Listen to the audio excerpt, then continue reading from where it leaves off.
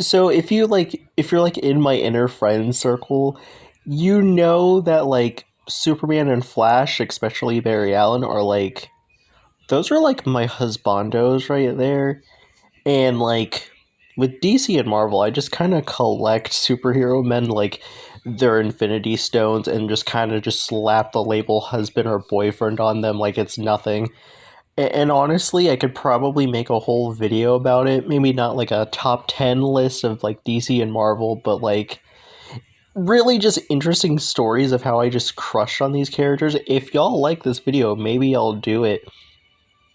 But there's one Marvel character that I fell for in like the third grade. It was hilarious, and looking back on it, it just explains just so much about myself. When I was gay, I thought I was in the third grade. So it was just a Saturday morning. I was vibing, watching reruns of The Replacements on ABC Kids, just vibing that Saturday morning. And then my dad came home and like he brought this huge box, and he was like, "Look, I got comics." I'm like, "Comics? I love comics. I like that Spider-Man guy." And then he was like, "But these aren't comics you read. These are collectibles. You could look at the pretty little covers, but you don't know opening them. These are going to be worth a fortune someday." And I'm like, "Oh." And I think that's probably why nowadays like I struggle with like wanting to purchase comics. Like even though like around like the 5th grade I was in a comic book class, like a club, and they're like, No, you're actually supposed to read comics. That's why like a lot of these characters and like heroes and villains and anti-heroes and a whole bunch. That's why like a lot of these characters have like amazing history, and that's why like we have like amazing content that we do now, like the Justice League animated shows and things like that. So I'm like, "Oh, word, you could read comics? Dang, I was lied to this whole time." So I would just stay like look for hours just at the covers alone of like DC and Marvel comics of just like so many things. But there was one character that caught my eye. These are the only covers I could find that I honestly remember. And it was Namor, and I was just like, I don't know who this man is. This like Namor Submariner anti-hero guy is, but like hello? If Troy Sivan was like older back in 2008 and was producing the music he is now, like Lucky Strike would be playing in the background anytime I would just look at those Namor comics. Like that man made me feel some things that I didn't know. So typically that would be the end of the story, and that's the only part of the story I'd only share, but now is a good time to share the full story. So while looking at those covers, I would draw art of me and Namor together.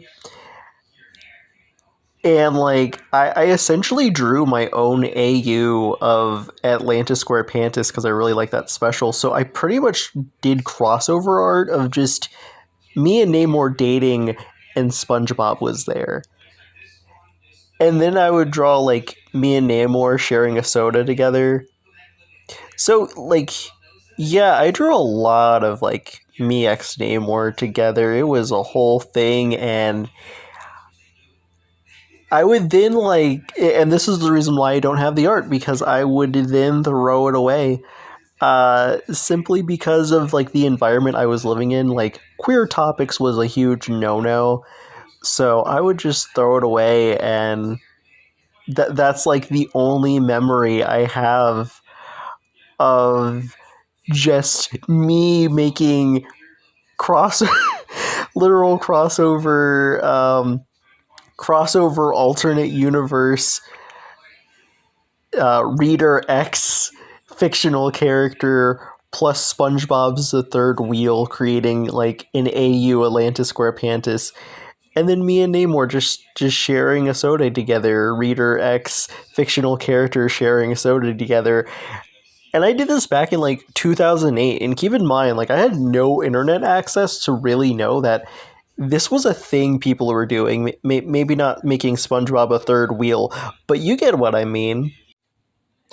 I look back at this now as an adult and I go, man, like younger me just didn't have an outlet, so I just like Namor was just there, and I'm just like, I like him. I don't know how to convey my feelings, so I'm just gonna do it in art. And I think thinking about why I fell for Namor, I think it was like three things, and it just boiled down to not actually reading Namor because I couldn't read Namor, but also like the environment I was living in of like, you know, queer stuff was like a no no.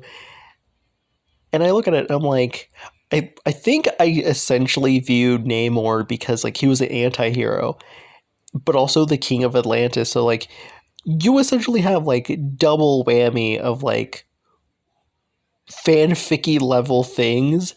And like I think I just saw Namor as like this bad boy, but like this mysterious bad boy, but like also has like a good heart to like love me. And I think I just love the fact that he was just a mysterious bad boy I didn't know a lot about, but like we liked each other, and like SpongeBob was our best friend and our third wheel thrown into this, and like we would go on like soda dates together. And then like looking at saying this out loud, I'm like, damn, I really love my tropes. Forbidden love, bad boy who's also the king of Atlantis, but also is like a really nice guy too. Like, damn, like younger me was kind of onto something, and I never wrote it nor documented the art. And like looking back on it, it's like, dang, what a crazy time 2008 was. This video is sponsored by Marvel Studios' Black Panther Wakanda for it's not. He's lying! He's lying! But if Marvel needs me to act up in a movie theater and like record myself and come up with an easy and memorable catchphrase, Marvel Studios, I will do it. I will do it, MCU. I will freaking do it. Give me tickets to go see Ant-Man 3. Joking aside, it's crazy knowing that we're like Namor is gonna be on the big screen. Like, if younger me found this out, like, I would fangirl to oblivion. And like, man, I can't believe it's just happening. Namor's fine as hell, let me tell you. Perfect casting, A1 casting. I don't even know what the Black Panther movie's about, but like, I know I'm Team Namor.